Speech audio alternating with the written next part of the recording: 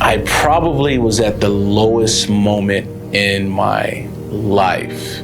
I didn't have a job. I didn't have any money. I didn't have a place to stay. All my friends and family, I just lost faith in who I claimed I was. I lost faith in myself. Not entirely.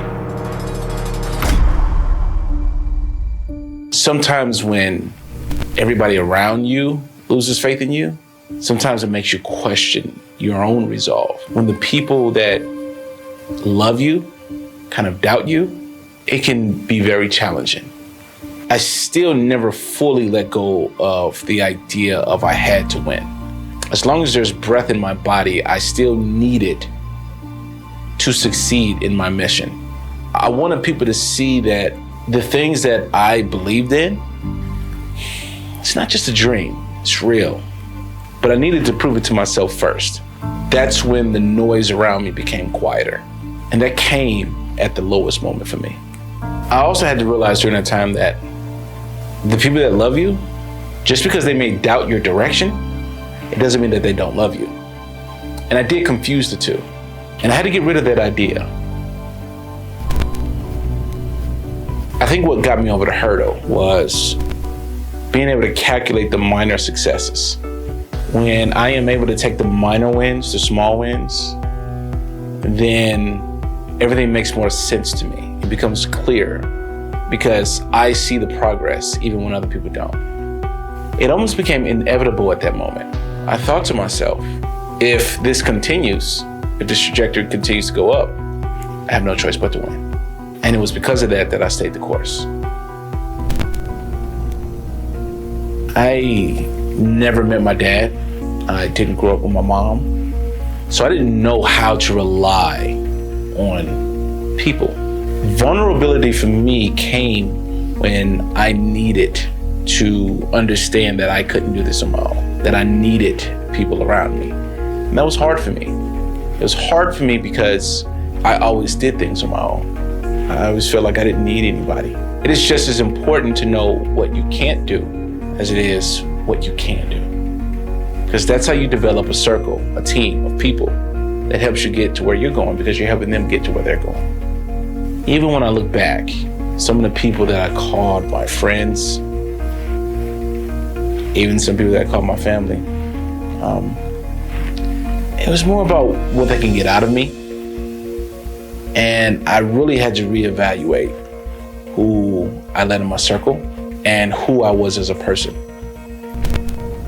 I realized that if I just become 1% better a day, then by the time the year's over with, I would be 365% better than I was.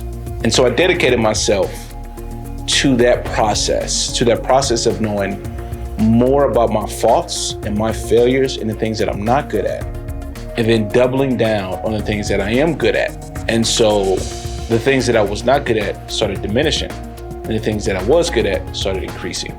And so everything became a lot easier for me in terms of accomplishing goals, accomplishing tasks. That's when I started truly seeing the value within myself. That's when the respect came. That's when learning more about the process of what I was really into and respecting the journey and loving the journey and appreciating the journey and valuing the journey. And then when I was able to do that, I was able to apply all those things to me. All the people I've met, all the things I've been through, all the problems I had to solve, all the stress, it became a part of my power.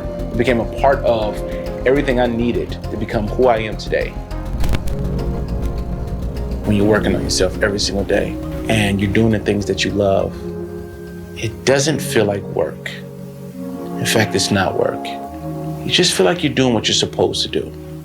I wasn't meant to make everybody else happy. I was meant to make myself happy. And once I'm able to make myself happy, then I'm able to make other people happy. You know, me being athletic early on, me really being in the music early on, I realized that wasn't really my thing. What's always been part of who I am was being able to understand people, being able to communicate to people, being able to relate to people.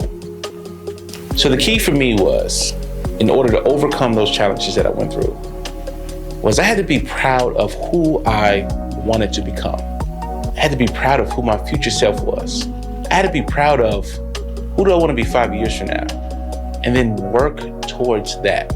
And when I understood that, everybody else's opinion just didn't matter anymore.